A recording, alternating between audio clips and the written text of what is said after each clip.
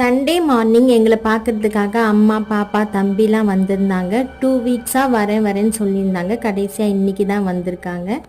3 பேரும் சேர்ந்தாலே இன்றைக்கி ஃபுல்லாக அமக்கலம் தான்.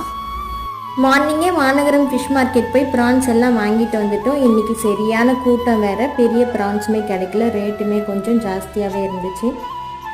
அம்மா நான்வெஜ்ஜில் ப்ரான் மட்டும்தான் சாப்பிடுவாங்க, அதனால் ப்ரானில் பிரியாணியும் ப்ரான் 65 தான் பிளான் பண்ணியிருந்தேன்.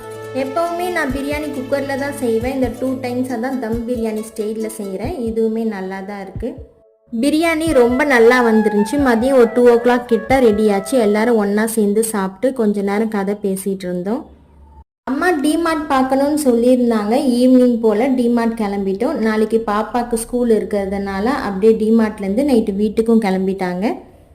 என்னோட சண்டே ரொம்பவே நல்லா போச்சு. இந்த வீடியோ உங்களுக்கு பிடிச்சிருந்தா லைக் பண்ணிக்கோங்க, மறக்காமல் சப்ஸ்கிரைப் பண்ணிக்கோங்க. பாய்.